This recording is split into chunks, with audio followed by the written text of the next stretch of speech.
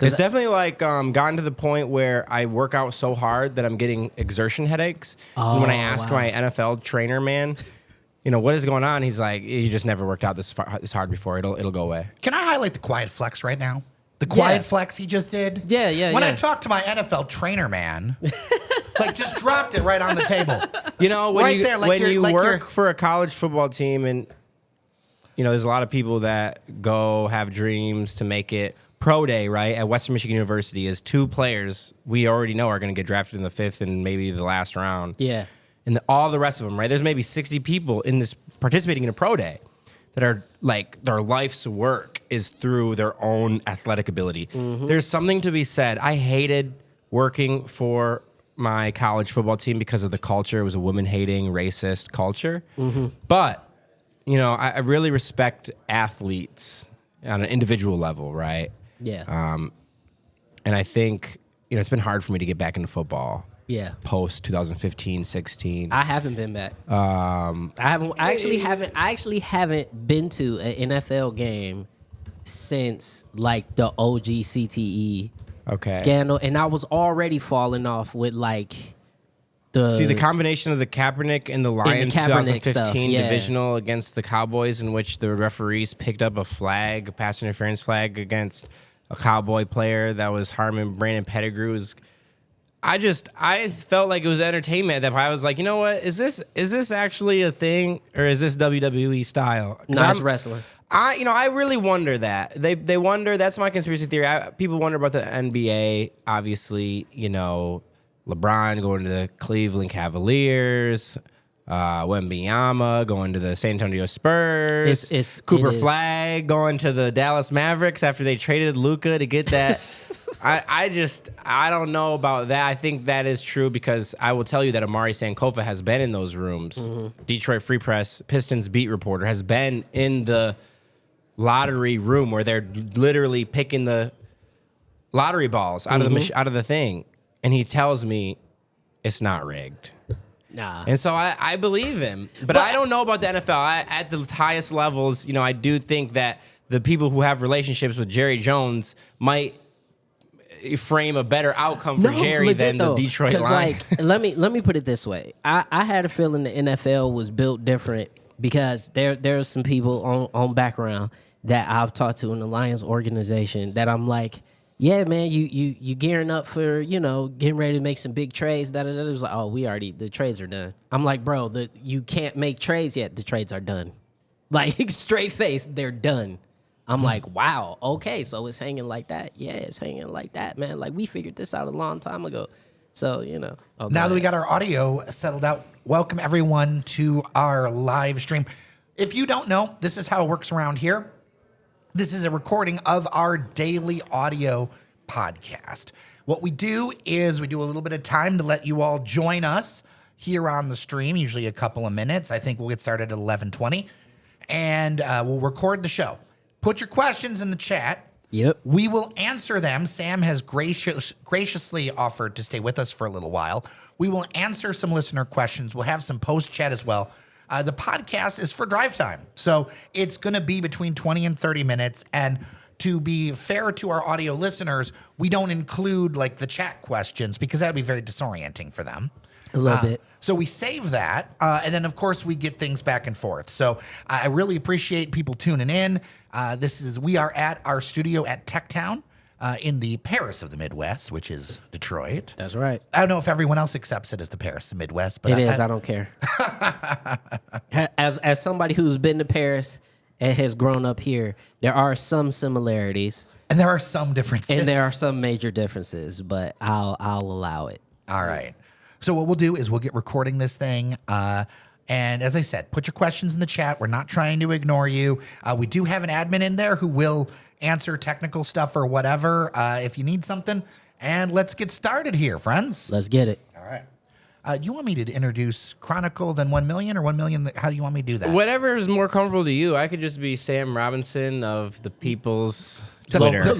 Local raconteur. Yes. I'll include all the names. And that you're a local sage in some ways. All right. We're recording for the audio. And in 5, 4, 3, 2, 1. Hello, everyone, and welcome to your Daily Detroit for Thursday, August 14th, 2025. Coming to you from our studio at Techtown. We're sharing what to know and where to go. I am Jer Stays, and we have a full table for you tonight. On my left is none other than the Prince of Brightmoor himself, Norris Howard, back again. How are you? Man, you already know the West Side is in the building anytime I'm here, and I'm so blessed and excited to be a part of the show once again. I appreciate you as always. And then to my right is a sage, a journalist, a writer for the Michigan Chronicle and founder of Detroit 1 Million, none other than the excellent Sam Robinson. It is an honor to have you back at our table. It's a blessing to be here. Honor, all of the words that you want to use. The Honorable Jer Stays. You're Very kind. You're very kind. I am but a carnival barker. You all are the brilliant people. Well, it's great to be here, nevertheless. So let's get in. Let's just jump right into it. There's so much we can talk about. We are a little over a week out from the mayoral election. Yeah. We've had a little bit of dust settle. Why don't we start there and how we are feeling now that we've had some time to let things kind of percolate a little bit? I gotta say, man, when we had our live stream right after the election, I think my main takeaway was that I had a feeling that Mary would win. She would win big, but I was unaware of the sheer margin of victory that she would have. I think looking back on it, kind of going back at my own anecdotal experience, I think it was even worse to me, like in retrospect. I think because obviously when you have Kinloch and you have the religious base and the base of voters that he had and his ability to reach out, I feel like he still missed a lot of opportunity to endear himself to the neutral voter by not appearing at the debates, not appearing on certain shows. And I'm not just talking about Daily Detroit. I'm just talking about And he's welcome general. here. He's welcome here. He's welcome here anytime. But I just felt like there was a lot of missed opportunity for his campaign to be able to really begin to change hearts and minds of those average voters. But after going to Mary's campaign victory event and after looking back at the numbers, it's going to be real tough for him in this general, man. Real tough. Well, I'm going to turn it over to the expert. Sam Robinson, how are you feeling? I'm feeling great. I wasn't too surprised. I think the biggest surprise of the municipal election was Denzel McCampbell beating Karen Whitsett in District 7. Sheffield, we knew she was going to have a major advantage over Kinloch. We didn't know how many of the percentage points would be the margin. I don't know what to say. I really feel like this is a Zoran type of distance. It feels like, Kinloch's camp, they have the time to sort of reframe the issues and get the narrative to his side. He's going to make it Mary is this corporatist Dugganite who is going to continue the work of the status quo, and I am of the grassroots. Direct action is my life's work, he said in the advertisement paid for by the 13th Congressional District. Solomon Kinloch had opportunities to really separate himself from Sunteal Jenkins and Todd Perkins. I think they performed better than I really thought they would. I thought it was going to be a bigger distance between Kinloch and Sunteal Jenkins. Sorry to Sunteal's camp. I really did, because when I walked around neighborhoods and when I went up and knocked doors to ask voters if they had a plan, most of the folks that I talked to actually told me it was going to be Mary, Kinloch, and Todd Perkins, not Sunteal. So I was expecting Perkins to compete with Sunteal. He did not. Sunteal took more of wealthy voters. If you look at Louis Aguilar's Detroit News story from over the weekend, he tells you where the candidates received the most votes. I think Solomon and Mary received votes in areas where low-income people live typically, and Sunteal won votes where wealthy people live typically. So on that front, that wasn't very surprising to me. But what was surprising was the margin between Mary and Kinloch. I'll be a nerd for a second. I want to circle back to McCampbell, too, because I think it's a really interesting story. But I'll be a nerd for a second. I get this sense that there was a lot of similarity between the points that Durhal put up and Santil, and that if one of the two of them, like if Durhal hadn't run, I think that would have benefited Jenkins. Well, I don't know because he didn't get many votes. I think if Perkins doesn't run, it benefits Jenkins. Perkins took 7% or 8%. 8%. And I mean, I think what Fred took 1.4%. I don't have the data right here in front of me, but if you want to say, don't count out Kinloch, you would say Sheffield earned 43,000 votes to Kinloch's 14,900. There were 42,399 voters who didn't vote for Mary Sheffield. And so if you're Solomon Kinloch, you have to go back and say, why was that? Can I get any voters from Santil Jenkins and Todd Perkins? And I think that's going to be the big question specifically for Kinloch, because when I look at the sort of cross-section of particularly those wealthy and middle-class voters that went to other camps, I'm not sure if he's going to be able to grasp them with his particular platform, right? So obviously he is coming in as a disruptor, right? That's his whole platform is I am not what you've been used to for the past 12 to 15 years of, this corporate welfare, big business, handout type of administration. But the thing about it is there's a large cross section of the city of all income levels that are really okay with that. My block on the east side, and I am not past Gratiot and Grand.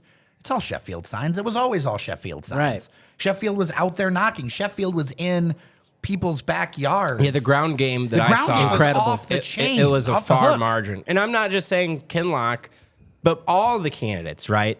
I mean, I'd watch every day on social media on Mary's Instagram story. She would go live in those last few days knocking on doors, and she wouldn't even have to ring the doorbell. She would walk up, and the person would come out and say, I already voted for you.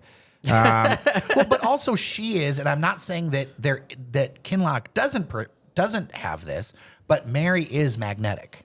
Yeah. And that helps her. She is, but also it's the familiarity of the face, right? Like Kinloch, I think for people who are very familiar with the city, who are very familiar with particularly the Black church, very familiar with the faith-based community here in Metro Detroit, like Kinloch is a recognizable figure there. But when we're talking about the greater sort of Detroit populace, I mean, Mary Sheffield has been in city government for the last decade.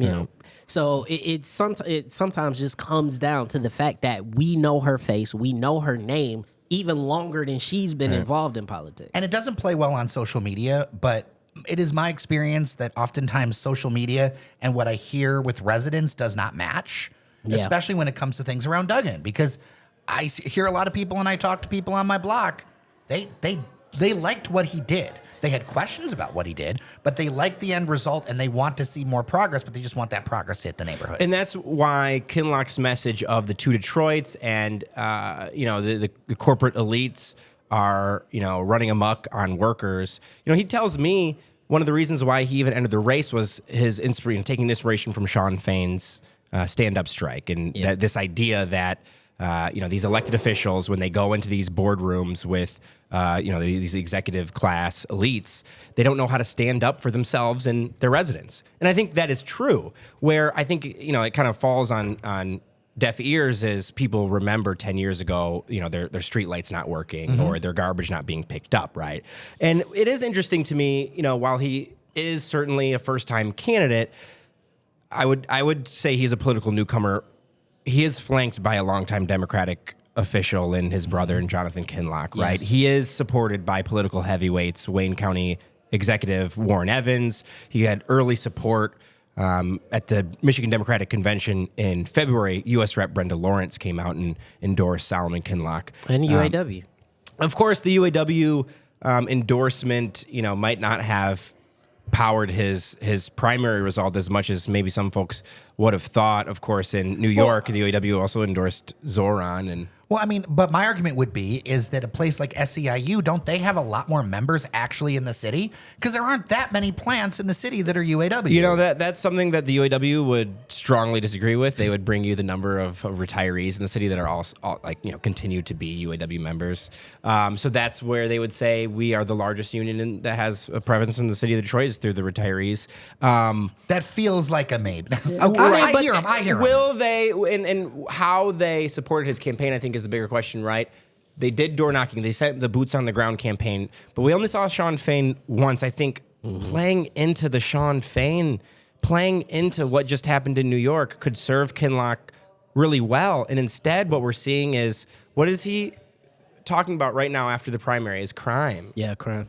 And so if we think about it in, are you going to, in the power of the prayer, I've seen, they talk about, and I will, to your point about Mary being magnetic, I do think Kinloch has the same effect on people. I think even when you look at the... different people. Yes, different certainly people, different Because people. there's a lot of voters. I think there's 15% of Detroit that will never vote for Kinloch. Sure. I think there's a lot of questions, although he's made statements about the LGBTQ community. The feedback I get is a no. Because what they worry about is him getting into office like Republicans and being like, okay, my personal belief is X, but when you get into office, will you come through? Right. And that community's been burned a lot by politicians. Right. Credit to Mary that she has, I think, perhaps for the first time in her life, gone to some of the LGBT groups and organizations in a real way for support. I do think some of the folks that back Mary have questionable views on. I mean, I know that they do. When I go into the church and I see them praying over her, Corletta Vaughn, who in 2015, when the Supreme Court legalized same-sex marriage, disparaged gay people on her YouTube. Shots fired there. But no, it's true. It's not like, but it's a real thing. It's like they're both come from church background. So I don't really want to go into the whole. I do think that if Kinloch wanted to marry gay people, he could do it at the city hall. He doesn't need to do it in the church. But that is the truth around why that exists on their website. That they believe that marriage is between a man and a woman is because the people that donate the most money, and this is just my assumption, the people that donate the most money that make up their executive board are against same-sex marriage, and they don't want same-sex marriage to happen in their church. Do I think Kinloch himself is against same-sex marriage? Personally, I don't, based on the conversations that I've had with him. Yeah, but I think at the same time, when that becomes a part of your campaign platform, that will damage you in the general election, point blank, period. I will pause you because it's his church website. It's not his campaign platform. That's his church, and he's standing on that. It's his church work that he would makes him say, qualified. "I'm not running to be Detroit's pastor." Right, but we've pushed him on all these issues. And I'm glad you have, because I've seen you do it. But the thing about it is that I think when we're talking about the average voter and we're talking about the person that's not necessarily tied in, where they're scrubbing every campaign website and looking at every potential policy standpoint, people are going to look at Kinloch more and say, this is a pastor running for mayor. And they have. As opposed to looking at Mary, who has been city council president. And they might not even know that. And the name connection. She is also a minister. They might not know. She doesn't have a large congregation. The thing that I will say about Kinloch is he had a chance, right? With direct action is my life's work. He had a chance to take full Zoran. He had a chance to take a full Zoran, and they chose not to. And I think, when they lose, that will be because why? Yeah. I mean, he had an opportunity to take it full blown Sean Fain, but he can't take it full Zoran because he hasn't lived in the city for long. So you can't be like, I love my city. Like I would even argue that. I would argue he doesn't live in Detroit because he's more from Detroit than you and I. Is he not? I don't know. More than Jared. I don't know. He grew up here. Yeah, but I don't know. My family's been here. Sure. Has his family not been here? I don't. Here's the thing. When you have a multi-million-dollar mansion in Oakland Township, okay, that sends a message. It does. It sends a message to some voters, not to all, and maybe you don't care about it. Some voters don't care about it. I guess the other rich people of Detroit. Has he sold the mansion? Has he what? Has he sold the mansion in Oakland Township? No. He's going to live there. That's his house. But that's my point. If you're committed to Detroit, sell the mansion. Yeah, and listen, I want. Here's the last thing I want to say, because I do want to talk to you specifically about the race in District 7. Yeah. Which is, I think, at the end of the day, there's a level of there's a level of relatability, there's a level of authenticity that people feel from Mary Sheffield that they simply don't feel from Kinloch. I think the mansion is a part of it. I think the church thing is a part of it. But ultimately, and Sam, to your point that I agree this was the biggest misstep of his campaign, is that he could have leaned into the fact that I am on the ground, I am working for you, I am in the community. And she's been in the ivory tower of city government when I for would the better part of a decade. When I would ask on Mackinac Island, the candidates, talk about the business community. Who are the business community, right? And Fred and Mary would have specific names.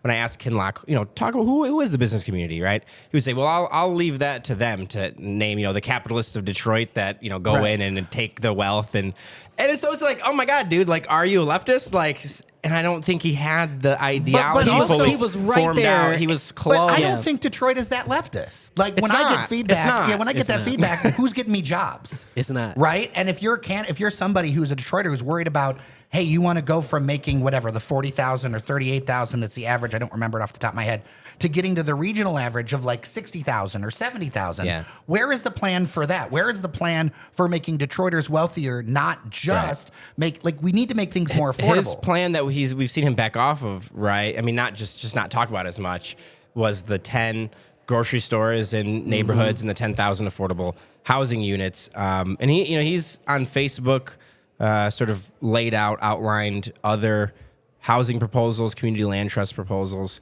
But yeah, there was an opportunity for Kinloch to run to the left of Mary. His backers, the people that are, entrenched in his inner circle, are not. He actually, I think, is a little bit more progressive than the folks that he has running his campaign personally, just through the conversations that I've had with Sal McKinlock. I will say to the point I think that you're trying to make, Mary got so much more votes because Mary ran a more fleshed out campaign. She had way more money. Also to the point of Mary was better at making her points. I mean, Mary has been sort of, not maybe in the back of her mind, but in the front, long time thinking about, well, there's going to be an opening for the city of Detroit mayorship. Soon, I better, brush up on my ability to articulate policy. And she has, and it's rather quite impressive. I watched her on Fox 2 last night, and Roop is asking her what she would do if Trump were to take over the Detroit Police Department like we've seen in D.C. or L.A. And she answered same with ICE. There was a Southwest Detroit, it was a grassroots community forum. And, Santil Jenkins, you might almost expect to have a better answer on how to deal with ICE. No, Mary killed her, because while Santil gave this long 2-minute long story about, somebody that I knew was going through ICE and I had to help. If I have to help them as the CEO of a thaw, then what the heck? Mm-hmm. And then Mary's just like, no, we're not going to allow this to happen. And if it does, this is X. I'm going to make sure no resources go to ICE. I mean, the message was so clear from Mary's campaign, and she's getting better. And as we said, like over from where she was this time 2 years ago to where she is now, and her ability to effectively communicate policy, I find that she's gotten significantly more clear. She's gotten more direct, and she's spent a lot less time in the weeds of her ideas and getting to a place where she could say this and move on. But I want us to move to I want to talk about council. I want to spend around 10 minutes on that, because I think it's really important. Council has a lot of impact on things. We had mentioned Denzel McCampbell and that race. Yeah. Let's start. Why don't we kind of start there and then walk through the contested races, because there's just a lot going on. Yeah, District 7 is by far going to be, in my opinion, the most interesting race for city council, or one of the most interesting races for city council. You got Denzel Anton McCampbell, who is a Democratic Socialist, standing on that platform as firmly as one can stand on it, and going to be running against Karen Wissett, who, for lack of a better term, has made herself easily one of the most controversial people in Michigan politics. She's certainly polarizing. Yeah, and this is going to be, if any race has potential to provide fireworks, in terms of the rhetoric, in terms of the personality types of the candidates is going to be this one. And, you know, I think for me, looking at how McCampbell was able to slightly outperform Whitsett in terms of the vote tally, I think this is another one of those things where it's like, hey, you know, down ballot, moderate Democrats, man, y'all better be paying attention, because the left wing of the party and the Democratic Socialists, not just nationwide, but in your backyard, are making moves, and they're stepping up, and they are running clear, concise, I don't want to say well-funded, but more funded than usual campaigns. More funded than any other campaign running for city council. He raised $92,000. That's what I'm saying. Which is not actually that much money, But y'all. that's what I'm saying. More funded than usual. It's more than any other city council candidate, which, how did he do it? By being a part of DSA. DSA, you know, is the reason why Denzel received donations from Democratic Los Socialists Angeles, of San America. Francisco, DC. He got money from all across the country, guys, and they knocked over 15,000 doors, made over 3,000 phone calls, mobilizing over 200 volunteers in support through the August election. McCampbell says his campaign is aiming to triple these numbers ahead of the November election. So, DSA folks, you won a primary in Detroit.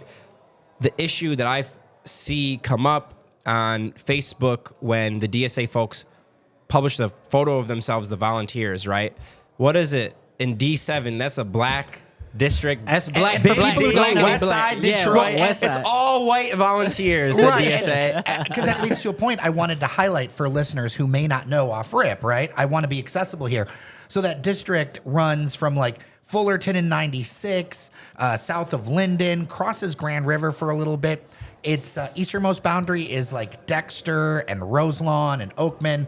And then to the south, it kind of cuts through down by Dearborn and Ford Road. A lot of Rouge Park in that district. But that district does not look like the 7.2, to say the least. No, it doesn't Absolutely. look like the DSA membership that exists. And that's something that on a Twitter space yesterday, one of the lead organizers, not organizers, one of the funny people on Twitter that is a DSA member. I think their name is Meme Organizer or something. I don't know what their name is, but they held a Twitter space, and I was able to ask them exactly this question. And how they, answered it was, well, we got to do a better job of being intentional about recruiting black members. And I mean, that's as easy as it gets, but it doesn't seem like you're being very effective at that. I have a question, and you know way more than I do.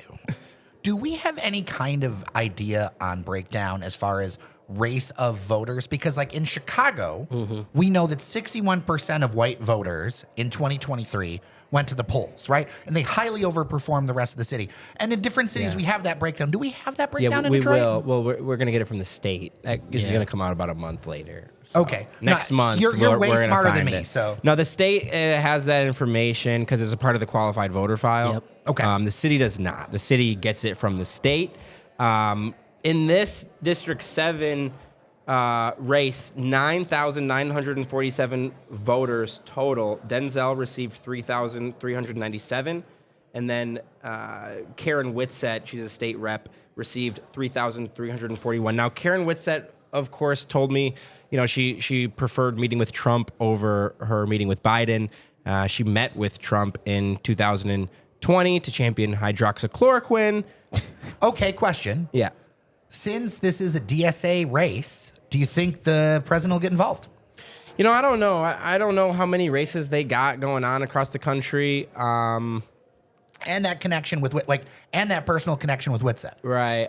It is interesting to my perspective. This is a representation, this race right here in District 7. Like, you can look at some of these council races, particularly in D6 and D7, as examples of the Democratic Party in America as like a microcosm of how they're shifting. On one hand, you have Whitsett, who's, upset with Democrats from a conservative perspective, right? She's against abortion. She's against a lot of the, the social issues. Yes. Let me not make a specific example. Yeah. I don't know what Karen thinks on but, one but day so to the far next. the social issues, Yeah, I will say, Karen is well liked by her supporters. I mean, there's a reason why she is getting to that point.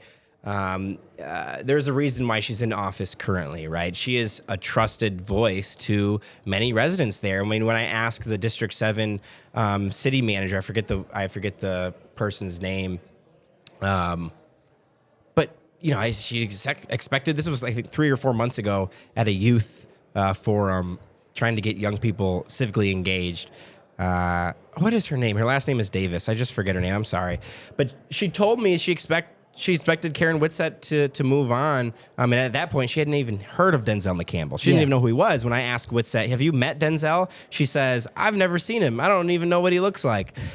So it is interesting. He has a lot more money to spend than her, but I would imagine that she's going to get help as she did to get on to get in the State House of Representatives. She received money from a Duggan-connected PAC to do so, and has since said Duggan is the smartest politician she's ever met. So I would imagine she's going to get help. I think you've hit on a very important point here, which is particularly in 6 and 7, we are seeing the bifurcation of the Democratic Party. Right, we are seeing in real time where this schism is happening, and this schism is happening on these sort of, as they call them, kitchen table issues, so to speak. Right, the Democratic Socialists of America are making headway specifically around things like healthcare, especially in the wake of the big beautiful bill. They're making headways on healthcare. They're making headways on Gaza. They're making headways on the economy, and they're doing this by just having very clear messaging and young candidates. Yes, standing on issues, on business, as Justin Bieber and the rest of Twitter would say. But in District 6, obviously, we have Gabby Santiago Romero and Tyrone Carter. I saw both of them last night at the DCFC stadium unveiling. We're going to get an amazing new soccer stadium in Corktown, Southwest.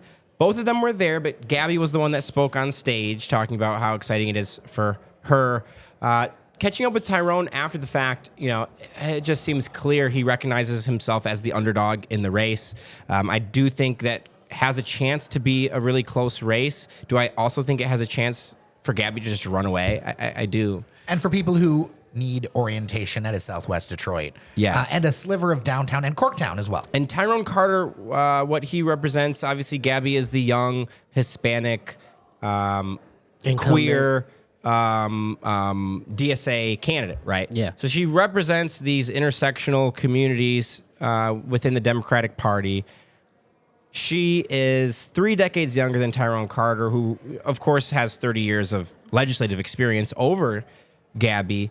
And he really represents the Black Southwest, whereas Gabby really represents the Hispanic Southwest. Some of their supporters try to play that up. Neither of them have really gone after each other on those. Don't think they will. And it would be political suicide. Don't think they will. One thing that, Tyrone Carter is running into is the fact that voters are untrusting of candidates and politicians who are taking money, receiving money from large corporations, healthcare groups, or utility companies like DTE and Blue Cross, Blue Shield, Ford, and GM.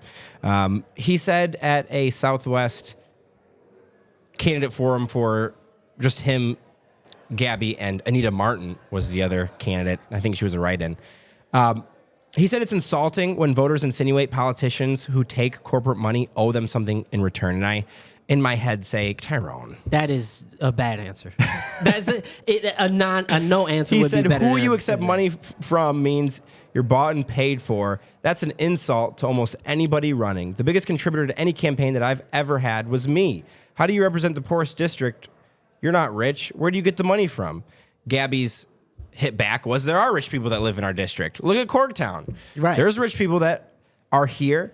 And she says that it's a lot of hard work to get small donations in mass. It is, but I think the thing is in continuing the sort of narrative about this split, because I try to go in and then pull out and look at how does this affect sort of the political narrative across the city and across the region, and this will continue. And you're going to start to see this happening, whether it be in Metro Detroit-wide or statewide, particularly next year when a lot of this stuff is also coming up again, is that people are upset with dark money in politics and PACs and the way everything is worked post Citizens United. People are upset that they're not seeing the next generation of politicians step up and be elected. They're upset at the fact that where we are now in terms of the national discourse is incredibly worrying and frightening. And I think a lot of what we're seeing in these city council races is representative of that. And even to me, what we're seeing even in the mayor's race is representative of that. I mean, Mayor Sheffield's 38 years old. Like, she will be one of the youngest mayors in the country if she wins. And so that is going to be a narrative that I think you're going to be seeing nationwide. And I think in places like New York, in places like Detroit, in places like Chicago, you're going to start seeing that be bellwether for, I think, what potentially could be happening in cities across the country. Let's go to District 2, which includes some of the most active residential areas as far as voting in the city, including University District, Palmer Woods, Victory Bagley. Road, baby. That's what it's called, right? Victory Road, baby. As well as a number of other places, of course. It goes west to like the South Field. This is all rough. You can look it all up if you want. But west of the South Field, and then it kind of goes down south to some Linden and some streets like that, so people know. Yeah, District 2. So, you're looking at Angela Whitfield Callaway in that district that has pretty much had a decent lead, 20-point lead there, or excuse me, a 15-point lead there. Then you got Roy McAllister Jr., as we said, one of the best-dressed people in Detroit politics, always fresh, always got his steppers on, as I like to call him. He's got a lot of money to spend on it. He gave himself a ton of money for his campaign. That's what I'm saying. Like, you know what I'm saying? He always fly. But, I think it's going to be a really interesting race out there because specifically of Roy McAllister's ability to fund himself. Also, Whitfield Callaway, I think, is just an interesting figure. And I think her ability to be able to sort of position herself so far has been pretty positive. But, I want to hear, Sam, your opinion, particularly on this race, because I think this is a lesser known race, but I think it's just as important because of the voting block that exists in that district. Right. Wealthiest Detroiters are in District 2. A lot of people thought Helena would make it past that primary, and I just never did. And I'll tell you this story. Helena probably won't like me to say this, but I'm going to say it anyway. Last name for people know? Or Helena Scott is you. the state representative. She represents Detroit, Ferndale, a few other communities. She wanted to leave the legislature, and I asked her, are you doing this because you're out of minority? And she says, well, yeah, we're out of minority now, and not if next year we win it back. I say, Helena, you're not doing that. She goes, shh, I don't know what happened there. Roy and Angela went back and forth last time. I mean, Angela defeated Roy, who was the incumbent, in 21. She was, I think, 8 or 12 points ahead of Roy this time. So I really think that she's going to come in, pretty confident and strong as the incumbent this time around. But it's a district that they flip-flop their incumbents all the time. I think, Roy, of course, has a advantage in terms of there are groups looking to oppose Angela Whitfield Callaway, who is a constant pain in the mayoral administration. She is constantly sort of scrutinizing decisions, contracts that come through council that say might not be with a Detroit company to do tailoring and dry cleaning services for the police uniforms. She'll say, "Why is this a Warren company? Why is this Sterling Heights? Why can't we do this in Detroit?" And I think to a certain subset of people in Detroit that they like that. Yes, they they want do. that constantly. They kind of want that presence of somebody who's always going like, but why? Like, but why is? And that's kind of what she's been in this administration so far. I think it'll be a closer race in the general than I think it was in the primary. But I think because of just where we are in terms of a new administration coming in terms of, a very different city council that, potentially could be set up citywide, I think that she'll be able to just barely eke out Roy. But as we said, the money always talks. And Roy always finds a way to get to the money. He's going to get it, man, if he has to use it. If he has to go to his own bank account and pull out money and spend it on himself. Not a lot was talked about to candidates that literally spent money on their own campaign, like Santil Jenkins, to do to her own ad paid for by Santil Jenkins. Kinloch spent all his own money to do his own stuff. Mary really dominated. Mary and Denzel McCampbell really dominated fundraising this time over. What does that say? You know, a lot of excitement around a young black woman and a lot of excitement around a DSA candidate. And if I'm a Democrat right now, I'm really, probably going to look at DSA and be like, whoa, what can y'all do for me? A lot of people want to be tagged as a Democratic Socialist, and one of the sort of requirements of DSA candidates, if you are a DSA member and you are running for an office, they do expect you to call yourself a Democratic Socialist first. And that is something that I've heard from Democrats who are friendly to DSA and might share values, but don't want to be dubbed and titled a socialist. All right, I'm going to end it here with a question for you, Sam. What is the number one thing that we need to be thinking about in the next few weeks and months as we head closer to the election? What is the number one thing that we should be thinking about in the next few weeks and months as we head closer to the election? We should probably be going back and looking at 01 and 05. There hasn't been a runner-up in a primary that's defeated the winner of the primary, the person that got the most votes in the primary. That dates back to 09. There was 2 elections that year. 05 and 01, right? You had Gil Hill. He was the city council president at the time. Everyone thought he was the favorite.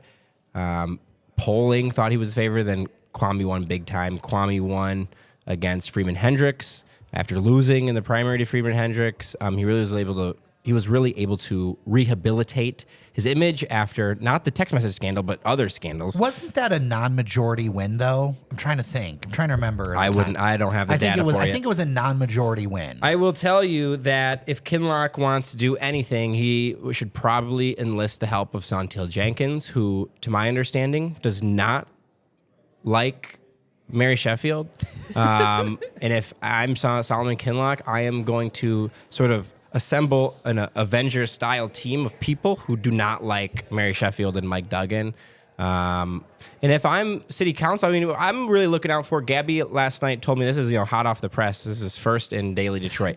Gabby Santiago Romero told me she will likely endorse a candidate for mayor. And when I asked her, do you believe the other council members are going to endorse a candidate? She said, probably maybe. That's the farthest we've gotten. I asked Letitia Johnson this at ECN, at Donna Givens-Davis's Eastside Community Network. Are you going to endorse a candidate? She said probably after the primary. So last night, Gabby tells me she is going to endorse.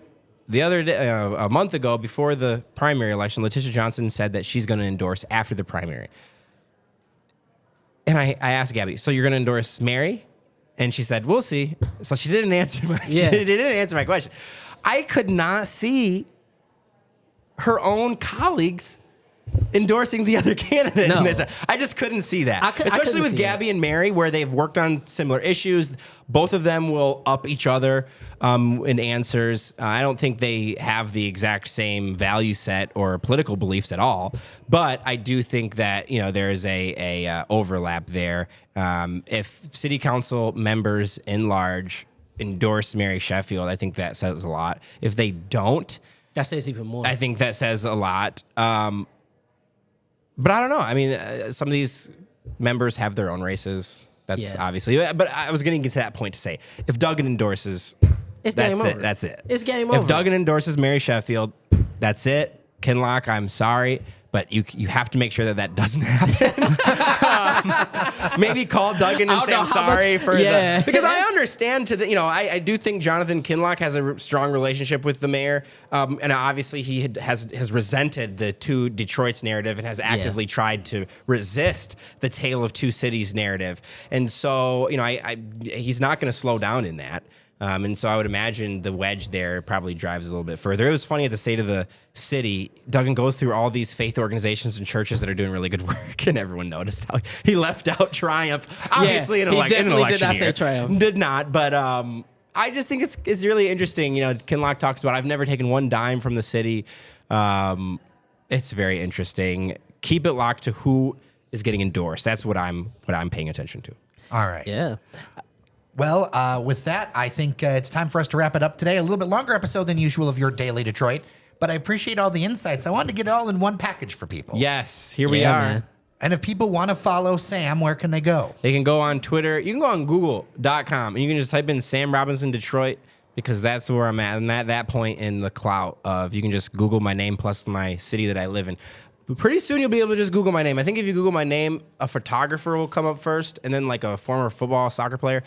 But one day, Samuel Robinson, I used to go with Samuel J. Robinson at MLive. One day you'll just Google Sam Robinson and you'll find me all there. Let's get them there. Yeah, we're going to put like 15 links on Daily Let's Detroit. get him- Put let's them all, get- Sam Robinson, Sam Robinson. Twitter. Robinson. I'm on Twitter. I'm on Elon's evil Twitter still.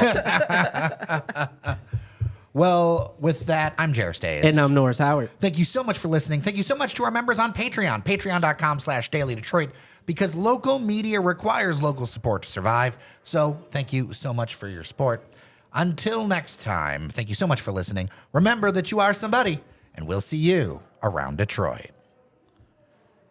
All right. Yeah. All right, let's hop in the live chat. Thank you, Sam. Yeah, thank Marathon you. edition of Daily Detroit. We'll Yeah, hop in the man. live chat real quick.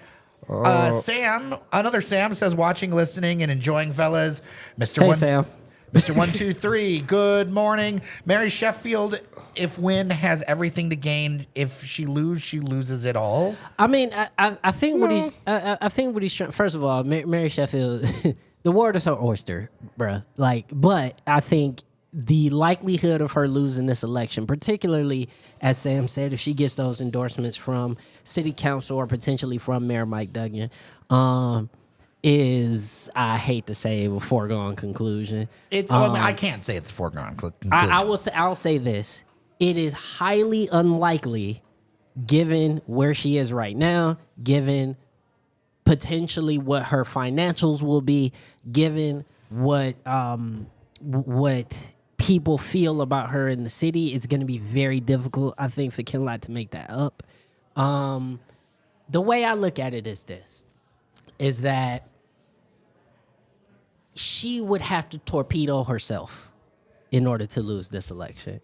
I think where we stand right now, I don't think there's much Kinlock himself can do unless the Voltron Megazord that he forms is the most effective political coalition that we've seen in the city ever.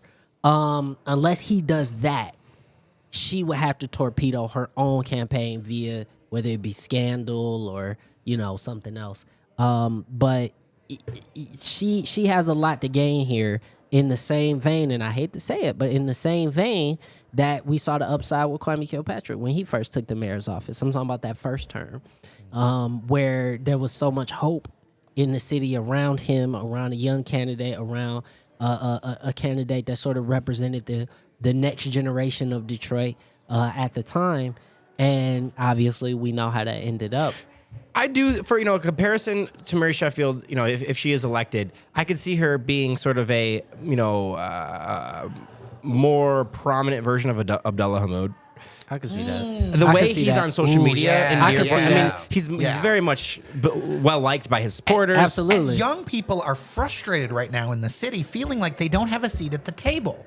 And I think when we talk about voters that could be added to the table, that's one. Young people are one where I know from our listeners, they feel like they're not included. Like so much. That's one of the reasons I'm so glad to have this conversation with you all. Yeah. Because it feels like all the 70-year-olds are making decisions. Because like Sam, and I'm gonna ask you this, because I went by Santil's campaign, I went by Durhal's campaign, the night election night, and then I was at Mary's. Mary's campaign part was the only party I saw people who were clearly under 35. Yeah. That weren't like family members. Right. You know what I mean? Like, to me, that was very obvious. That was something that stood out quite starkly for me. When it's a lot of young people who are moving into the city, who are investing in the city, people who are coming here from other places. As I've said on the show before, it's my perception a lot of the people moving to the city aren't from the suburbs. They're from New York. They're from Wisconsin. elsewhere. They're from wherever, looking to cut a path forward. That also means they're not having their car insurance in another state. So they've got their voter cards. Yeah, that's I'm going to tell somebody a big secret, y'all. You can still have your car insurance addressed to a family member's address that's not in Detroit and be a registered Detroit voter. Yeah. You're just defrauding whatever But they don't track it, y'all. I promise you. He said you're just. I promise. This is not you. officially They endorsed. do not track that. He said you're just you can just say whatever. You're guys. just defrauding State Farm, not the Doesn't government. matter. They got enough money as it is. But listen to this: 43,000 people voted for Mary. 42,000 people did not. So if I'm Kinloch, I'm not even freaking out at all because after August 5, it's a whole new election in my head. If I'm Kinloch. And that's my pitch, I guess, to keep people to stay, caring about Detroit mayor's race. People should stay engaged. I think what I say to be negative or to say people shouldn't go out and vote and shouldn't be engaged. I say it from a perspective of I agree. I think a lot of Santil's people do end up going for Kinloch. I think certain people who didn't vote may come out and vote in that general election because, frankly, most people don't vote in primaries in general. But I heard from so many people that wanted a woman. Like they voted for There is a Santil. vibe to that. There's an energy. Exactly. They're gonna vote for the Mary. words out Yes, of my yes. freaking mouth. Yes. Which is The vibes. people want to vote for the first woman mayor of Detroit. And that is something that is powerful that we can't take that away. Let's go to the chat really quick. I don't want to take all your time, Sam. Oh, you can take it all. I don't care. Mr. Duckett, I am much more impressed by small voter donations than the billionaire funding. We know the downtown corporate welfare always wins, and follows up with the horse Sheffield didn't win this Bernard Kilpatrick comparison is out there. It didn't win this time. So, okay, besides Mary and Coleman Young, everyone that Dan Gilbert donated to lost. Yep. George Adams lost. Helena Scott. Mary Waters has a lot of support. Yeah, Mary too. Yeah, include Mary in there. But it was a mixed But bag different this year. support. But different support. Yeah. Not Dan, but others. But the point is that the court outside of the mayor and a couple other people, a lot of the corporate back candidates How do we feel about underperformed. They did. the horse Sheffield Bernard Kilpatrick comparison is out there? Absolutely, it's out there. Sheffield will be, and Mr. 1213, Mr. Sheffield will be a headstrong mayor. Kinloch may be willing to listen to other ideas. I don't know if I can make that assertion I quite don't know. yet. I don't know. Well, I think with what their sentiment is saying, Mary is confident in her abilities and what she's been doing. I think the team that she has around her and the brain trust and just the, we've watched Mary be a legislator for, over 10 years. We've never watched Solomon Kinloch do that. So That's he could bring in why I things. said maybe. He could bring in Kirk Franklin to city council to give the invocation. What's his Stall. that one? Yeah, the Yeah, one. Stall. Yeah, it's a good one. Do It's you a good want one. a Yeah. revolution? The revolution. The revolution. The reason why I Yeah, said the reason why I said I don't know is because that's one of the reasons you're here is you know more than you've been talking to folks. Yeah, no, I both Kinloch and Mary. And isn't it funny? Like we all knew this was going to be a Kinloch and Mary race, and there was people really trying hard to platform other candidates onto. And I told people, I said, you want Santil so bad, but the people of Detroit have to want it, and they don't. Yeah, I knew they didn't, and she came closer than I thought she would. So credit to her team. I think they, did as good a job as they could have. Okay, I have a question for you, and I don't want to do any kind of personal attack on this because I don't want to make this personal. But I am curious. I didn't expect a huge thing, but it seems like Durhal underperformed. Yeah. He just didn't resonate, but he was also a council. That one was I didn't expect him to win, but I didn't expect that low of a showing. What did he miss? He's never been a candidate to anybody else, but that's wrong because he was a state representative. State rep, yeah. But that was however many years ago, right? When you're in D7, there's 10,000 voters in an election, right? He almost lost to Regina Ross in 21. Regina Ross didn't even come close to Karen and Denzel.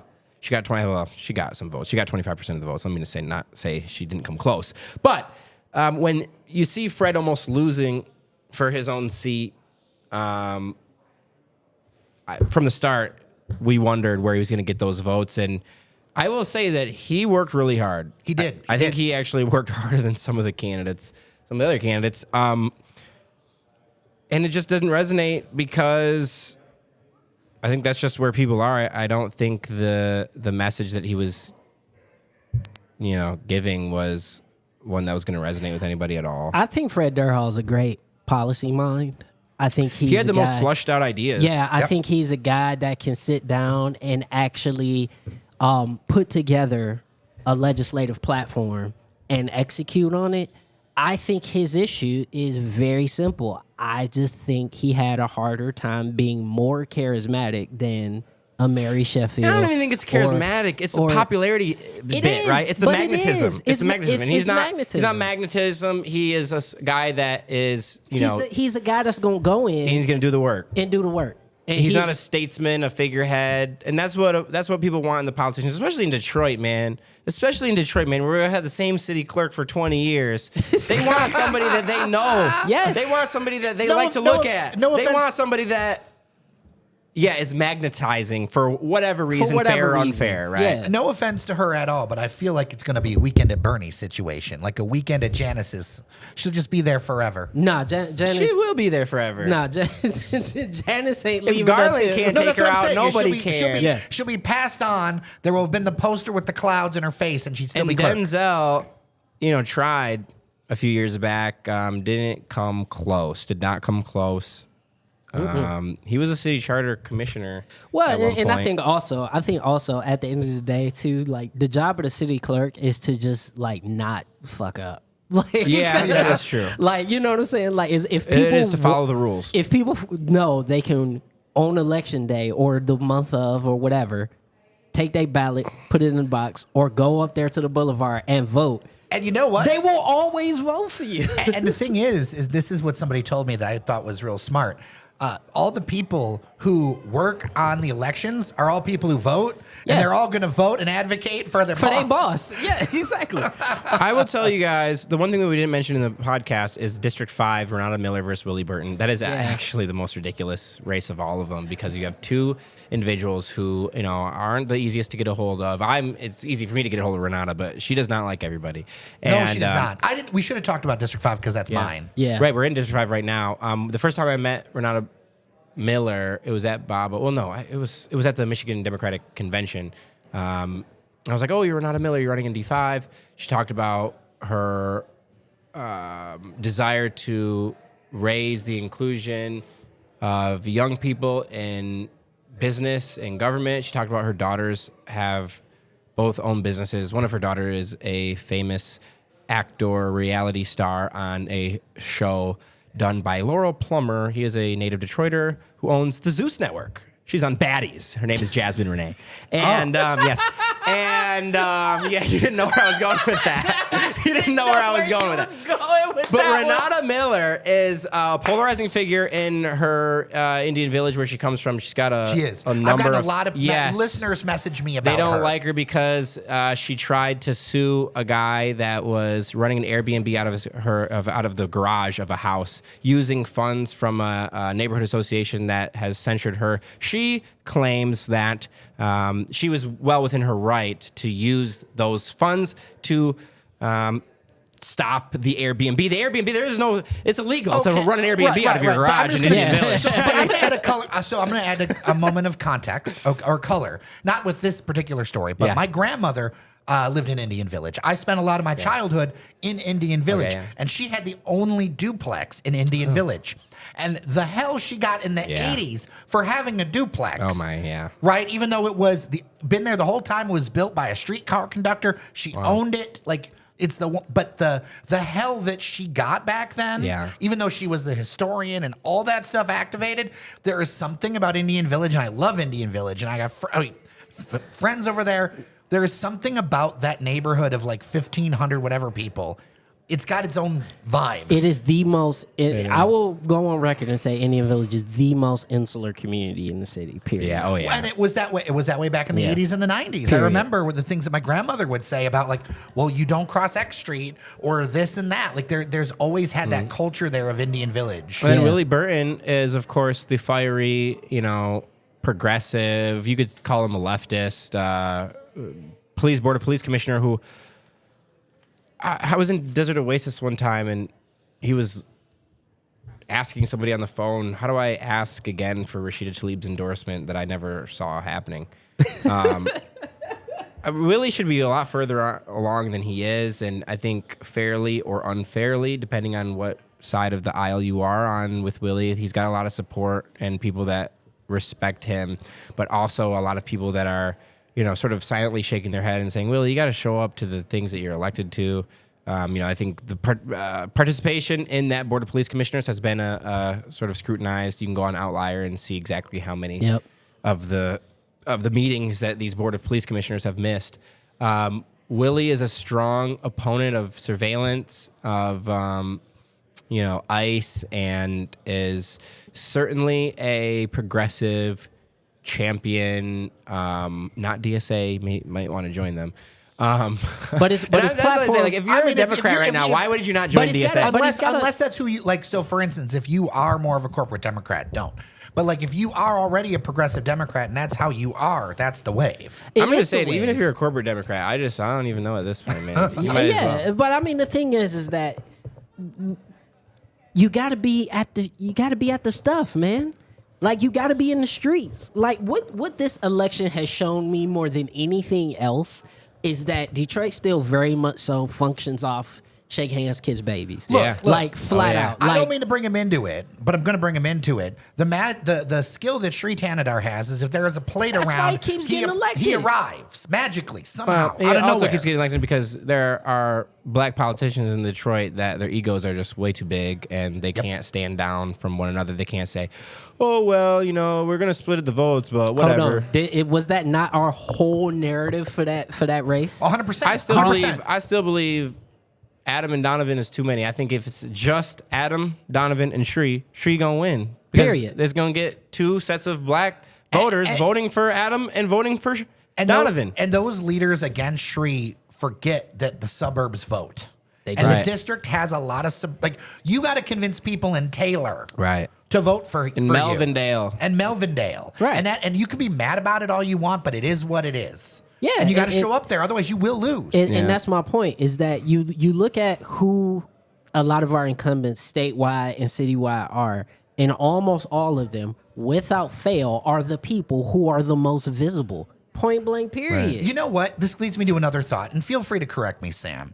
But one of the things that makes Duggan so powerful is he engages with the city as it is, not how he thinks it should be or how some funhouse mirror of social media shows the city to be. He engages with the city as it is. I think he did. I think that changed over time, especially as more money started floating into the city. But I think at the onset of his administration, that first term, that is absolutely what his superpower was, is that he went into the neighborhoods, he went into the areas that previously not just were ignored, people didn't even take the time to acknowledge their existence for the most part. And so he was able to go there and specifically talk to the senior community in Detroit, which was a community that had not been lobbied to for years and years and years. And he went and he talked to them, and that's why you look at his vote share when it comes to seniors. Look at his vote share when it comes to over 40. And one of the reasons why I appreciate you, Sam, so much is that, on my block, nobody gives a shit about Twitter. You're out there. Right. You're out there. You may post on Twitter, but you're out there doing it. And I appreciate that on the ground work that you do so much. Yeah, that's the best. I'm telling y'all, I've had so many correct predictions just based on walking outside during elections, like walking around. Like, I knew there were going to be 20,000 Trump voters. I counted about that many Trump signs in the yards. No, not 20,000, but I knew it was going to be Marion Kinloch. Yeah. And Todd was going to be above James Craig and Fred Durhall. James Craig and Fred Durhall didn't have the yard signs. And they tell me all the time, yard signs don't vote, yard signs don't vote, yard signs don't vote. Yeah, they do. Yeah, they do. I don't know what to say. It's an indicator. If you got a yard sign, you probably voted. It is. I saw more Mary Sheffield and Solomon Kinloch yard signs than any other candidates. I was going into this new place because I went from the north end, still in D5, north end over to the east side. And when I went down the blocks, it was like a Mary Sheffield forest. Yeah. It was the Sheffield forest down Sheffield every forest. street over there. That's how I felt in Virginia Park and some parts of the east side about Kinloch. I would knock on this person's door. He came out to the Urban Football League on Sunday, actually. We brought his son. I knocked on this man's door, and he was just talking about how Mary had did a Occupy the Corner right in a park near their house. Brought out Joanne Howard and Chris Webber. But on his door was a UAW for Kinloch and a Kinloch for mayor sign. And he said that his fiance is a member of Triumph Church. He respects Pastor Kinloch. He attends Triumph Church, but he said, I smoke weed, and I don't think the church people would like that all that much. So I'm going to vote for Mary Sheffield. But that's the magic of Detroit. It's so personal. But that's real Yeah, though. yeah. But it reminds me. It just reminds me again of like you got to have that ground game. You know, talking about the 20,000 Trump voters from the presidential election.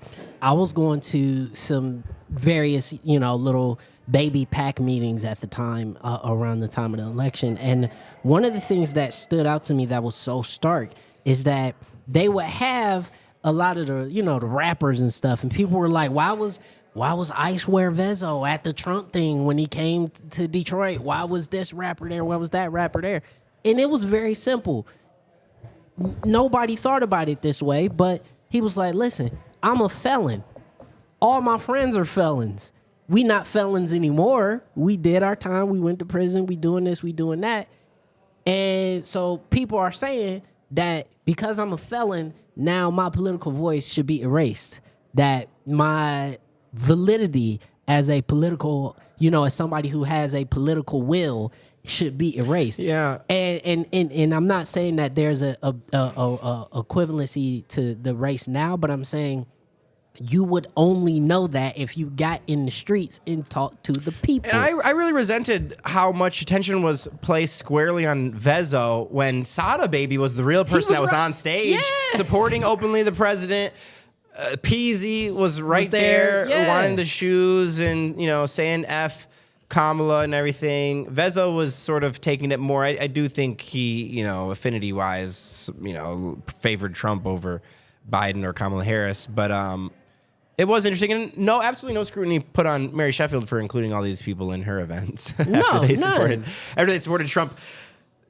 Janice Winfrey had a block party over there last year during the general. Like it was a pre-general, turn out to vote, get out to vote block party. And GT, I believe, and Peasy and Sada Baby were supposed to show up and perform, and they only ended up having Skilla Baby. I think Lil Baby ended up showing up. But I've always wondered, like, did they drop out like in the thought of, well, I don't want to be associated with this political stuff, knowing that I'm a controversial figure because I supported Trump. I've always wanted to just sit down with Sada. I talked to him for like 20 minutes in line at the Trump thing, just about why he supported Trump. And it was, very similar. I wrote about Trump and the rappers that he would get on the campaign trail last time, because so much is spent about the podcasting, how he would, went to the podcast, but he also went to the rappers, to the street rappers, to the rappers that the white kids that listen to Kendrick Lamar and Drake aren't listening to, right? No. He went to the hood. He went to the hood. And he went to the real people and said, who are your leaders? Yep. And unfortunately for us, we have to look at Chef G and Sada Baby, and obviously those are not our intellectual thought leaders. Those are our entertainment people and rap stars. But they have a platform that, of course, Mary Sheffield, she doesn't agree with Sada Baby's views on Trump. But, when Sada Baby wants to come out and do a whole thing and do the activated song and everyone sings along, that's something that I think has value. And the criticism from the right of, oh, Mary, how could you include Skilla Baby in a gun buyback program when all his lyrics are about gun violence? That's precisely why we include him. Or from the left of, oh, Mary, how could you include Sada Baby in your thing? He's a Trump supporter. No. It's just like, this represents different things to different people. Yeah. It does. One thing that is grossly missing in the national discourse is anybody who actually lives in these fucking cities. Right?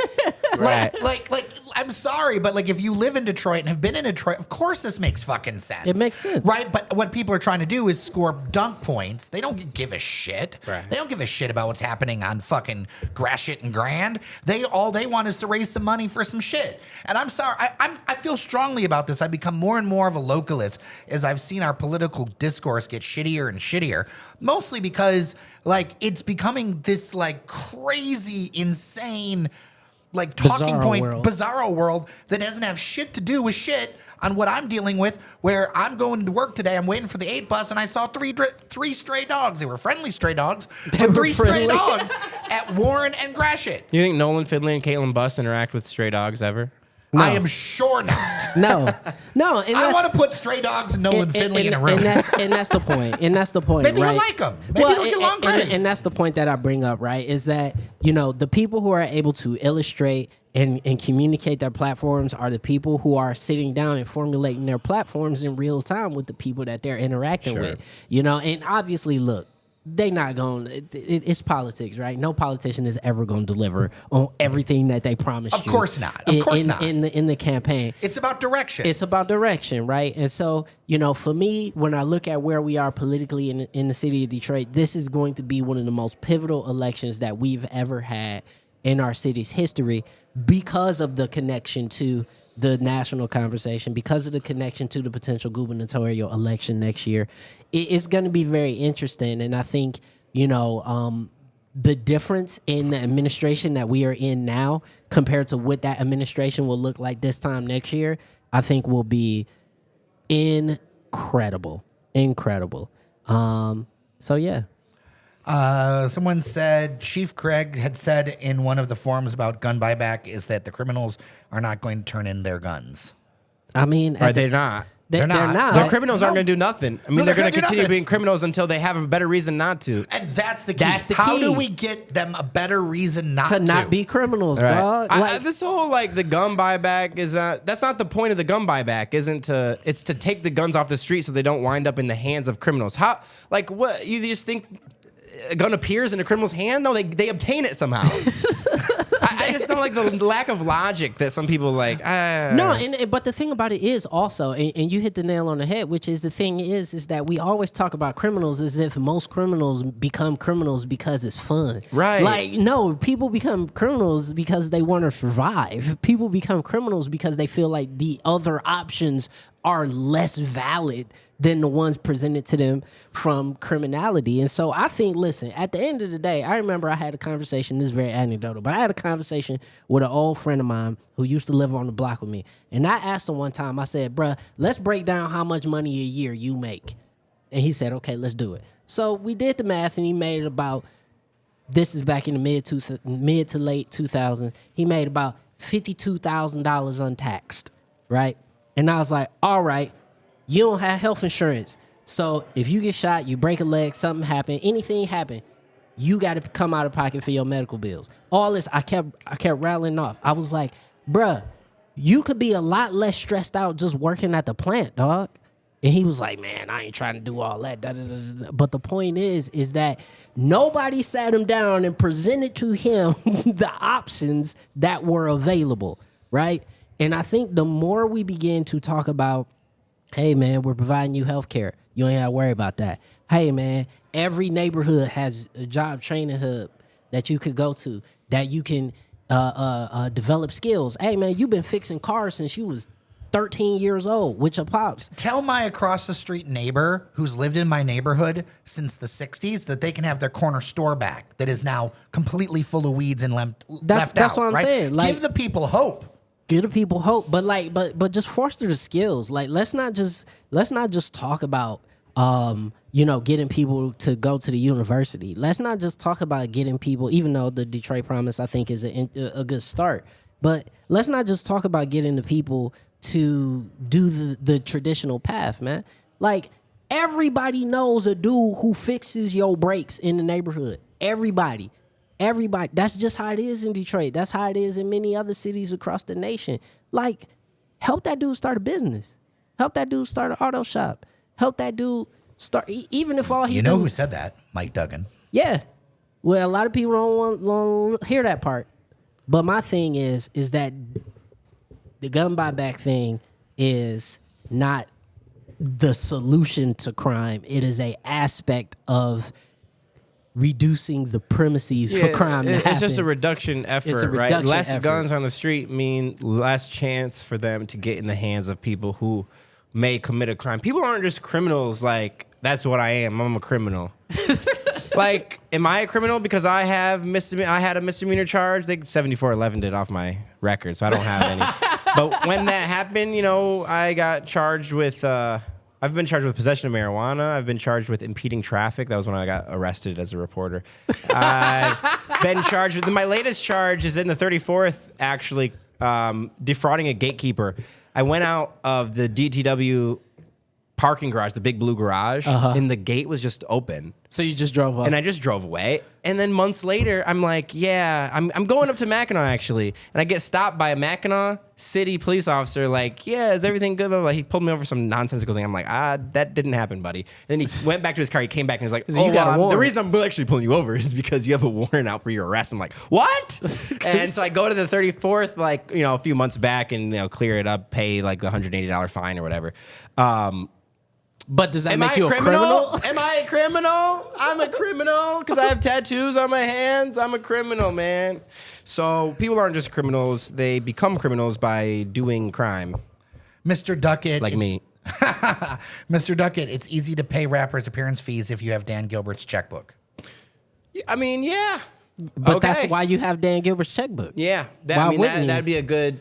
That's a better thing to use Dan Gilbert's money to bring rappers out than a lot of things I could think to use Dan Gilbert's money on. But I will say that Dan Gilbert's been spending his money on interesting stuff lately. Like, I noticed behind the Rocket Mortgage golf simulator that they had out as a promotion for the golf tournament last month. They had bathrooms. They were provided by the DDA, not Dan Gilbert, but they had bathrooms. Those portable bathrooms, the Crown, or the app ones. Yeah. So that's good. Free bathrooms for the people and everything. Living in Detroit since 2020. Like, I interact with the good of Dan Gilbert. I never was around for the bad of Dan Gilbert. I'm around for the lying of Olympia Development.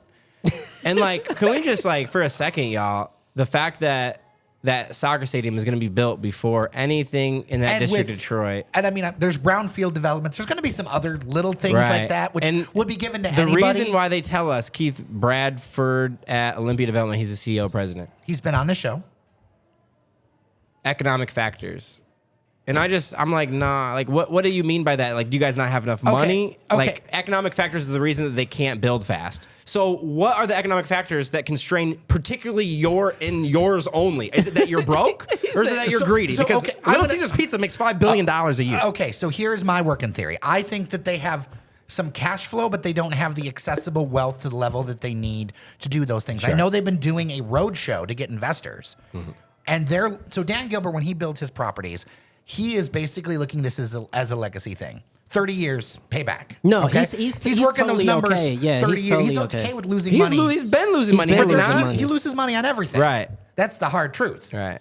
But the Olympia people, to get these private investors and such, they're trying to do something that's a 5 to 7 year payback. Sure. The market does not support possible. that. Right. It does not support that. Now, so it's where it's like a half, like it's like kind of true, but in fact, like you could do a lot more and create value. I wrote an editorial years ago after having a guest on who told me the difference between having a business next to an Olympia property versus having it next to a Bedrock property and how different it is for that business, right? When you have somebody like that built their money off of $5 pizzas, you don't know about like adding additional value and like valuing up the chain. Right. When you're talking about mortgages and all these other things with a lot more money and a lot more profit margin involved, then you think about additional services and laddering up, right? So in my mind, the culture of those places are very different. It's like Gilbert's like, okay, well, we're selling you a $400,000 house somewhere in America, and we're going to ladder up some services. We're going to get thousands of dollars more out of you. Whereas you're trying to move a $5 pizza. You're trying to give me crazy puffs. You're trying to give me crazy. They're trying to get me to plus 50 up. crazy puffs for $10 or something. And try to get me to plus up to the crazy bread. But listen, I feel that, but also I'm with Sam on this, and me and you have talked about it many times here on this show, which is Olympia and the Illich family. Like, listen, hot and ready's, we love it. LCA, whatever, all that good stuff. At the end of the day, a lot of new money is coming into the city, and they about to get blown out the water because they're going to have access to so much more capital and the ability to get stuff done. They're going to make a pretty penny getting blown out of the water, though. They are.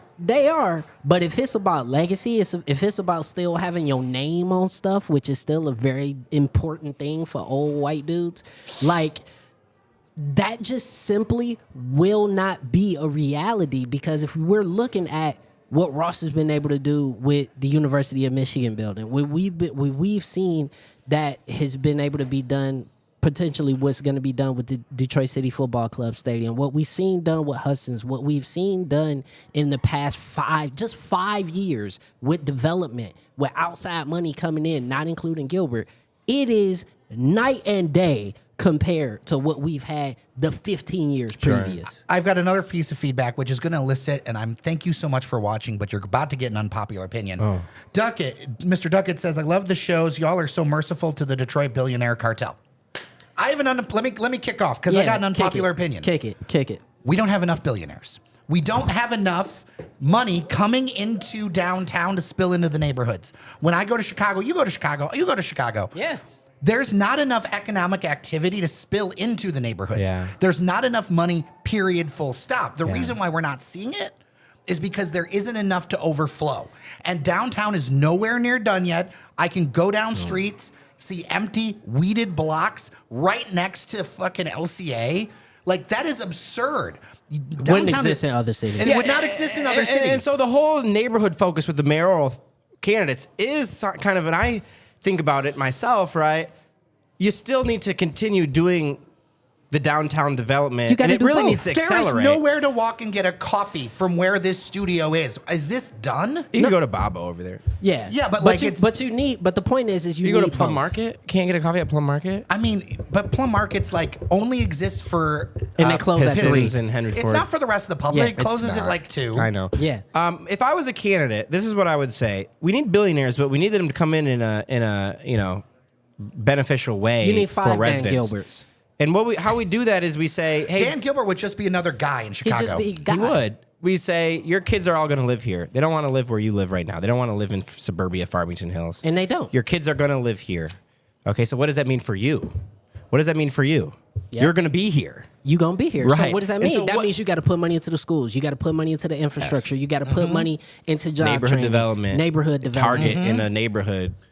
all that. Right. Grand River and Greenfield, where Mammoth is. And if I was a candidate, I would say we got to connect. We got to start with downtown. Literally. Yes, it's going to extend into the neighborhoods, but we got to start downtown and connect it to Rivertown and connect that to Corktown and connect downtown past I-75 to Midtown to Brush Park, Midtown to Cass Corridor, Brush All Park that. to Eastern Market, Cass Corridor to Woodbridge, Woodbridge to New Center. Like, we need to connect all of this so it can be, have transit going through. We can all Yes. get around Yes. on our feet to the 3.5 mile sort of semicircle oval and of matriculate downtown and matriculate Detroit. all those dollars. And Mr. Duckett, I understand what you're saying, but I think at the end of the day, unfortunately, what the economic reality of America is, particularly in cities, is that the upper 10% in terms of income is part of how you fund all your city services in your city, right? Until you get to a point of mass sort of, capacity where you're looking at a New York or Because Chicago. that's how Zoran can say we're going to tax the billionaires. Detroit don't even have any billionaires We don't to have no tax. billionaires to We tax. can't do that. We literally have 0 resident billionaires. We don't have any billionaires that live in the city Right. of Detroit. And I think that's a challenge to Dan Gilbert and the likes of, why don't you live here? It's nicer in Detroit than it is wherever the hell you guys live. It is just plain on its face. They know it is. And that's facts. So I think if you say that and you get even just because they take will. The billionaires will live here eventually. It's going to be turnover. Agreed. And in Yeah. 30 years, the rich people will be all about downtown, and they'll have, the housing with the gates above near the riverfront, from the east riverfront to the west riverfront, because we're going to have all those nice parks. That's going to be the backyard of their house. Yeah, but the point is, and I wanted to hop in too. Mr. 1213 says Detroit needs outside billionaires to invest in Detroit instead of have one or three locals. That's what's happening. They're here already. They're here. You just don't Yeah. see them You yet. don't but they're see them here. yet, but they here I know already. they're here. Yeah, they're here already, and you're about to see, as I just said, them invest in a way that the local billionaires and the names we've known previously, the Illiches and the Kermanoshes and the Penskes and the so ons and the so forths, have not invested. Yeah, you're going to see these new people invest because there is land and opportunity in order for them to do so. That does not exist in San Francisco. That does not exist in Right. New York. That doesn't exist in Chicago. That doesn't exist in Miami or Austin or Dallas or any other place. You got to understand, Detroit is one of the last big cities in America that still has as much freaking land as we do. Period. A ton of land to build data centers and Palantir surveillance all that. sites. If there's one billionaire, I will openly say absolutely not. Like, yeah, let us not invest in the surveillance. He was just state. there. They were just I know downtown they at were the just Hudsons, outside. man. Duggan rolled out the red carpet for the defense industry, Sure as did. the Macomb County executives will, right? Mark Yep. Hackle and the likes really champion their defense investments. I had a listener who was like, yeah, the way we should save the Rensen is turn the 4 towers into A data center? centers and just pump the river water into the towers. Oh my and God. I went, so how many cameras do you think you can fit on the roof? Oh my God. Data centers. That is the most That's so sad. That's the most best late. view in Detroit is for blinking lights. That is the most late stage capitalism thing I have do wonder ever what the heard. tech people, the Neds and the Dougs, think about that in the surveillance. What do they think about surveillance and Palantir? I don't know. What do Yeah. you know what they think? I've I don't never know. asked I them. can't speak I'm gonna for 'em. ask Doug Song next time I see him. What do you think about Peter Thiel, man? Is he the Antichrist? Well, he definitely thinks humans won't be And the that's future. the thing, shedding the auto industry as our identity and creating a new one as our identity, right? It does feel like Ann Arbor and the tech industry is sort of saying, hey, we're here, we're here. Of course, several of our media friends are surviving off the tech industry. I was surviving off the tech industry when I was at Axios. Yeah, they also sold to, what was it, Cox? Yes. Yes. Cox, yeah. Sorry, I'm a media nerd. I follow the media industry. But yeah, a lot of these upstart things are being subsidized by tech. And what does tech want with a DSA candidate? What does tech want with Abdul Al-Sayed and Mallory McMurrow, right? Because that's who they're donating to. Wait, And so I do wonder what their motivation. Roll that back. Tech. So they are? Yes. Explain. Walk me through. I didn't know this. Well, you got to go on Kathy Garrett's fantastic Well, it's Wayne 'cause you're a County reporter campaign and I'm an finance idiot. site and see who is donating to, people like Gabby Santiago Romero and Denzel McCampbell or others. They're just like, I don't know, because everyone has something that they're trying to get something back for. Tyrone Carter. Sorry, Tyrone. I just cringe. catching Like, strays on the Daily Detroit live I stream. just don't know what he meant by that. Like, it's an insult. Like, buddy, like we know that if you're getting maxed out by a corporation, then already exists an expectation from that corporation that you are on their side, right? They do not max out people that are not on their side. No. They do not donate to people that oppose them. And they actually donate to people running against the candidates that they oppose. So to say that there's no quid pro quo going on, I think is just a little bit naive. That's against the whole idea It's a little of bit campaign finance. Naive. What is the word? What is the word? The idity at the end of that. What is that word? Naivete. Something like that. But we're pretty smart at this point. Like, we know what's going on. So I'm interested what they think they're going to get out of people that want to raise their taxes on themselves. Outside billionaires will want their developments completed in 3 to 4 years, not almost 10 years, as a local developer is to tolerate it. That's Flat out. Flat out. If you actually, Yeah. were you at the Stephen Ross Illich press announcement a couple of years ago in the tent for U of M over on Grand River? No. I don't remember if you were. The palpable frustration of Stephen Ross. Oh, he was visibly saying that Detroit, seething. he was seething under his breath. That Detroit took the longest to develop of any of his projects. The seething underneath the surface there was palpable. Not that I'm standing for him. No. But what I'm saying is like, that is what I hear from developers over and over again, is that Detroit does not move quickly. And we have to find a way to do that, not just for the big guys, but for the little guys. The ones I'm talking to, like a listener I know that's doing developments in Warren, who just won't do the city because the city takes too damn long to do everything. well. And listen, I'm not. Who's, by the way, a developer of color. Yeah, and I'm not necessarily sitting here caping for billionaires, right? I am actually one of those people that believes that, like, actually being a billionaire is kind of a mistake, right? like the concept that a person can have billions of dollars is actually low key, like, we messed up somewhere, right? But the reality is the reality. And at the end of the day, you have to look at it as, where are the resources concentrated? And the resources are concentrated with billionaires. So how do we use those resources? I'm not looking at it in the sense of, oh man, y'all nice to the billionaires. I don't care. I don't care if Dan Gilbert likes me. I care if Dan Gilbert likes Detroit. That's what I care about.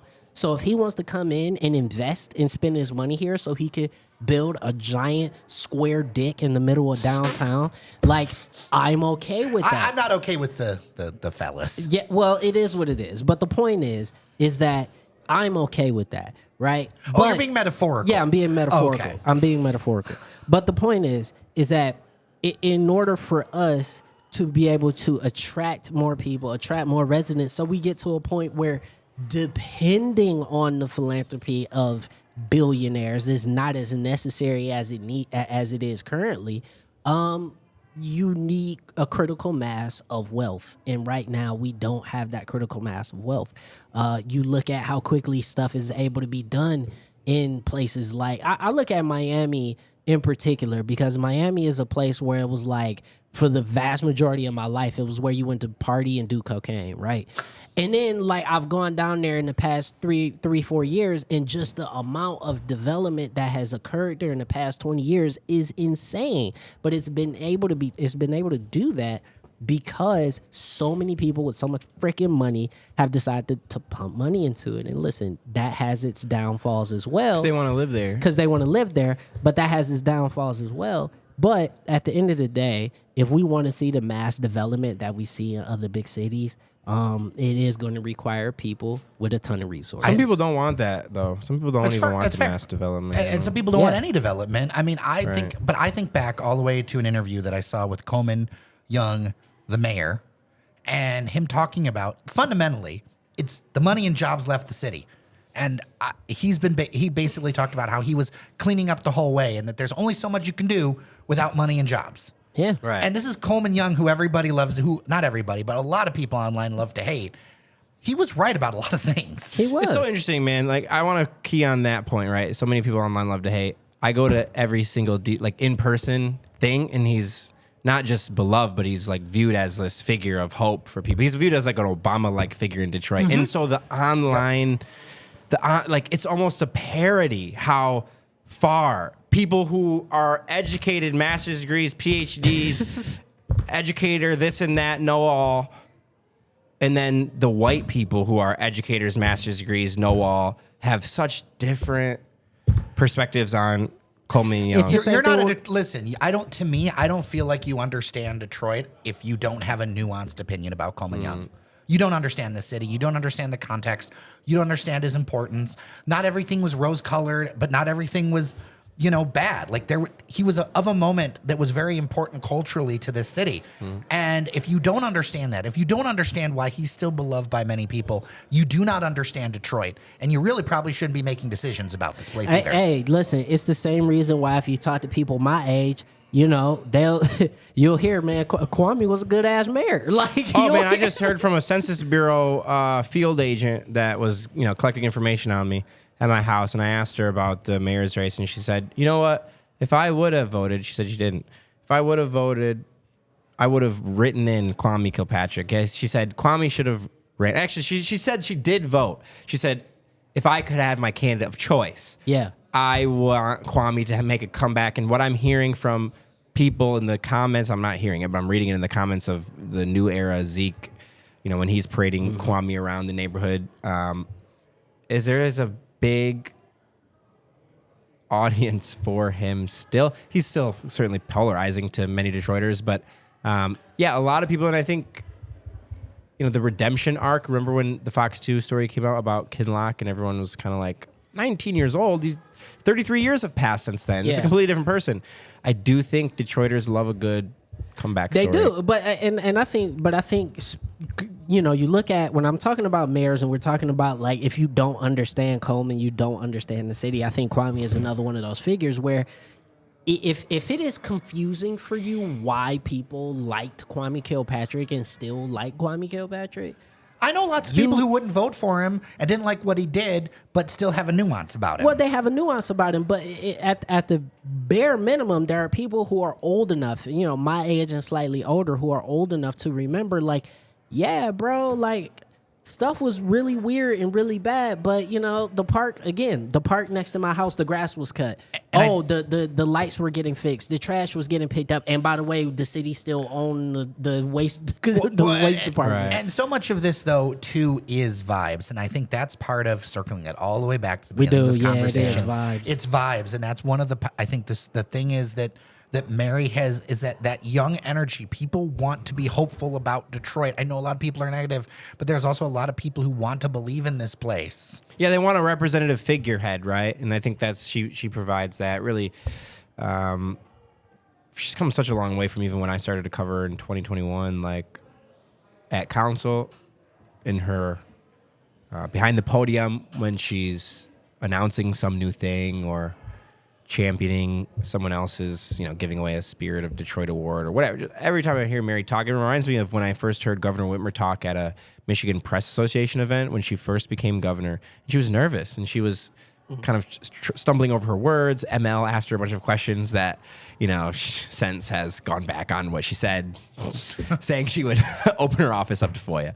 But, very much, very much similar in ML. ML's going to be on Mary, just like he was on Whitmer. And ML is certainly already, they hate him. I don't want to speak for them, but The vibes. But the vibes are back, and he's going to do that better than anyone else will otherwise do that. Point out the Bernard Kilpatrick and Horace Sheffield conversations. Horace, on the morning of the primary election, he said on his Instagram story, the caption was a picture of him preaching. He said, "From smoking on crack rock to standing on the solid rock." And so, comeback story. You know what? I think He said, "We need a Coleman Young like mayor." I think that's a great place for us to close off. Let's end it here. I appreciate the comments that we've been trying to get to all of them. I appreciate all of you for watching this live stream. Thanks for tuning in for so long. I have no idea how long we've been going. But This has been fun. Yeah. Definitely. So the podcast will be out tomorrow for that version. I will leave the live stream up on YouTube if people want to enjoy that. And I really appreciate you. By the way, as a reminder, we are all people who sing for our supper as far as things. So make sure to support Detroit 1 Million over on Substack. Sam's doing great work, as well as his work at the Michigan Chronicle. And of course, we are on Patreon, patreon.com/dailydetroit. So with that, I'm Jer Stays. Remember that you are somebody, and we'll talk soon.